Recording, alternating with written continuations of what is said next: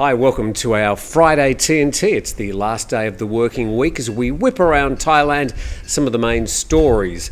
Now, tomorrow morning we've got our live TNT. You're invited. It's between 9 and 10 a.m. Anybody can join in, and we look forward to discussing anything that's on your mind. We've also got the latest in the poisoning story, what I've coined the Bangkok Tea Party. Let's go to it. Thai PBS reporting police seeking second tour guide. Autopsies of Vietnamese victims has been completed, and police are looking for a second tour guide who was asked to buy some medicine for one of the 6 dead Vietnamese nationals as pathologists at the Chulalongkorn General Hospital complete the autopsies. So let's try and figure this out. According to a testimony from a Vietnamese guide identified as Phan Ngoc Wu, he'd asked a man known only as Tiger to buy number 7 snake medicine, which is used widely to treat joint pain, after being asked to do so by one of the 6 deceased that should be. And police have launched a search for Tiger, whose whereabouts are not currently known. Phan Ngoc Wu was questioned as a witness by Lumpini police. This would have been Wednesday, during which he said he was asked to buy the medicine with 11,000 baht the woman gave him. Instead, he asked Tiger, we presume probably a Thai person, to buy the stuff on his behalf and had it sent to her at the hotel near Suvarnabhumi Airport. And some 10 days ago, Phan claimed he was asked by Tin Nguyen Phong Lan's husband to exchange some foreign currency into about 90,000 baht to be given to another of the victims, who also held American citizenship at a hotel in the Ratchadamri area. The money was eventually handed over to the unnamed 7th Vietnamese, who left for Da Nang in Vietnam on July the 10th. Well, I suppose what the police need to do is figure out whether any of these money exchanges or buying of some sort of relatively benign medicine have anything to do with the case. And that story finishes by saying the director of the Chulalongkorn University said yesterday that the autopsies of the 6 victims have already been completed, but the hospital can't return the remains to their relatives until they receive clearance from the police. Another angle on this story, Bangkok Post reporting the police are tracking source of cyanide in deaths of Vietnamese, and police are investigating the source of the cyanide used in the killing of the 6 people of Vietnamese origin at the hotel. It was named as the Grand Hyatt Erawan. And police are investigating whether the cyanide was smuggled into the country or bought locally. Police were also trying to contact the younger sister of one of these 6 victims. She left back to Vietnam on July the 10th. And police believe that Sherie Chong, one of the 6 people found dead at the Grand Hyatt Erawan Hotel on Tuesday evening, poisoned the others, then committed suicide, with a large debt issue being the potential motive. And police say the case likely stems from a debt problem. There are no other possibilities. The culprits among the 6 dead because they were the only people who entered the room. There were no others. And people yesterday in the comments section in a flap over the name Sherie Chong saying, oh, she's not Vietnamese. Well, it looks like the name Chong, as a Vietnamese name, comes from the Chinese surname of Zhong. Also apparently quite popular in South Korea and one particular region in Thailand as well. Originally, it looks like the name came from Zhong in China. But yeah, look, people do move around, and I don't know why people get in such a hissy fit over surnames.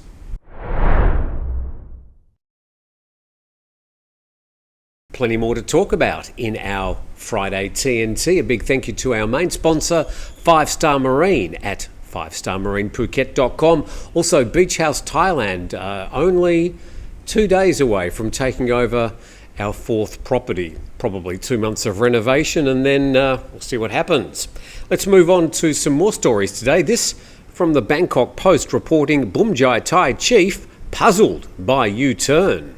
And the BhumJaiThai leader Anatin Charnvirakul, looking quite sartorial there, admitted to having personally spoken to the Prime Minister about the party's concerns over the Ministry of Public Health's plan to relist cannabis as a narcotic.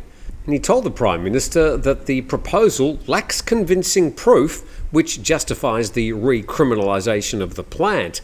He urged the Prime Minister to carry out more studies into the issue before relisting cannabis as a narcotic. And speaking to the media yesterday, Mr Anerton said he was puzzled by the government's U-turn on the issue, noting the committee which is pushing for cannabis to be relisted as a narcotic is made up of the same people who wanted cannabis to be decriminalised 2 years ago. Well, Anerton slightly confusing the issue there, because what was delisted or taken off the Category 5 narcotics list was cannabis under 0.2 THC levels.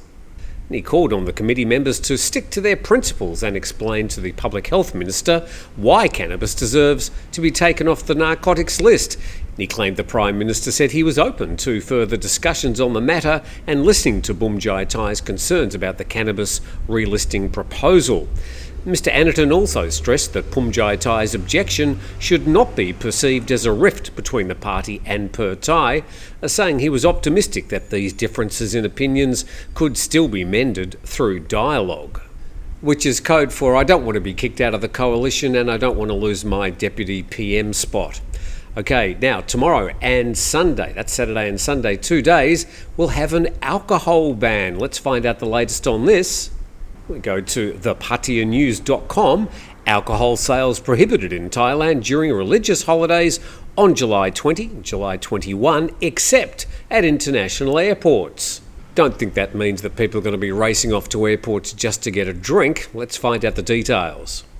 And tomorrow, which is Dharma Day, and Sunday, which is the start of Buddhist Lent, citizens will participate in merit-making activities, almsgiving, observing precepts, and engaging in religious practices at various temples.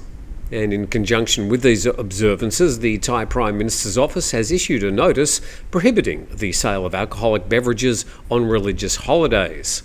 And as such, the sale of alcoholic beverages will be prohibited from midnight tonight until midnight on Sunday. And you won't be able to buy alcohol at a 7-Eleven or at a bar either. But the people who have been here for a while, they sort of know the gig, and they know to either buy up before those ban times or they might know somebody down the street. Going to our next story in nationthailand.com. The NBTC votes not to purchase broadcasting rights for the Olympics. Well, the story's not quite as bad as it seems. A meeting of the NBTC voted unanimously 7-0 not to spend 435 million baht to sponsor the purchase of broadcasting rights for the 2024 Olympic Games and Paralympic Games. But here's the reason why. Plan B Limited has collaborated with operators of 4 terrestrial TV stations to purchase the broadcasting rights for the 33rd Summer Olympics and the 17th Paralympic Games. So no doubt the NBTC quite happy that they don't have to foot the bill to pay for the broadcasting rights. And the NBTC said this collaboration will provide people with more options for viewing the events. Therefore, the NBTC decided not to use its fund to sponsor the purchase of broadcasting rights. So it's all coming up. Will you be watching the Olympics on TV? Will you be glued to the TV watching the javelin and the synchronised swimming? One thing that always seems to grab a headline before each Olympics is when each country releases their national costume for the opening parade, including Thailand. And the Bangkok Post reporting the PM defends Thai athletes' Olympic uniforms. And this is one of the badminton stars modelling the uniform that the Thai athletes will wear at the opening ceremony. What do you think about it?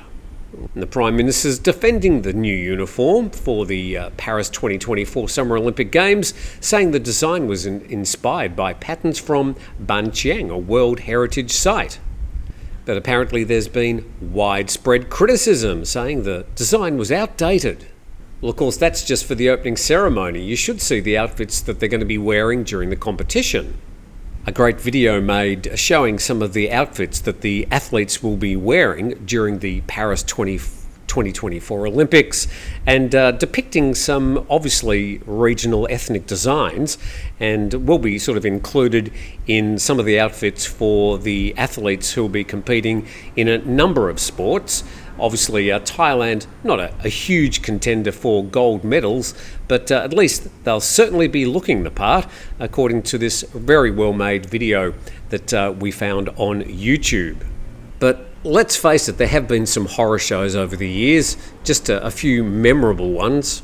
There was this 2012 Olympic uniform designed by Ralph Lauren for the US Olympic team. It was found that the outfits were actually made in China. What the hell is going on there? It looked like they're on the set of Gilmore Girl with all those preppy outfits. And of course, the Russians have been in on the fashion stakes as well over the years. Not exactly sure what's going on there. The Chinese had these outfits.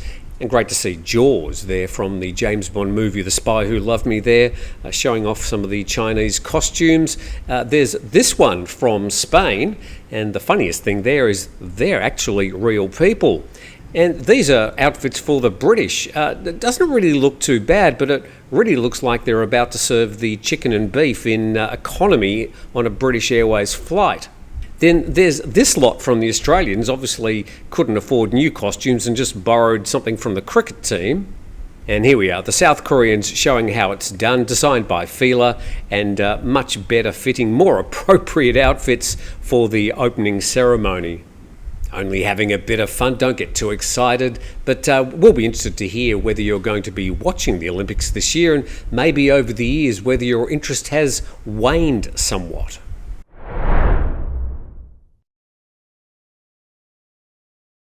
To our next story, and seeing how Thai Airways is doing, and we go to the Bangkok Post with this rather humorous story. Thai Airways ranks in top 10 international airlines. And Thai Airways International is among the top 10 best international airlines, according to a survey by Travel and Leisure. And the national carrier announced yesterday that it was ranked 8th in the best international airlines category in the survey by the US-based travel magazine. And in the survey, Singapore Airlines claimed the top spot, followed by La Compagnie, Emirates, All Nippon Airways, Qatar Airways, Korean Air, Japan Airlines, Thai, Etihad Airways and Eva Air. And perhaps a bit more realistically, according to Skytrax survey, Bangkok Airways was the 27th best airline in the world, climbing 2 spots from last year, while Thai Airways ranking leapt 8 notches to 33rd. And that's probably a little bit more realistic, but hopefully you're more up to date now than you were 10 minutes ago with some of the main stories from around Thailand. Would appreciate it if you subscribe to the channel. Also, a big thanks to our sponsors. We look forward to seeing you for our live program tomorrow. And that starts at 9 and it goes for an hour until 10 o'clock, sometimes a little bit more if I can't get through all the comments, but we look forward to seeing you then.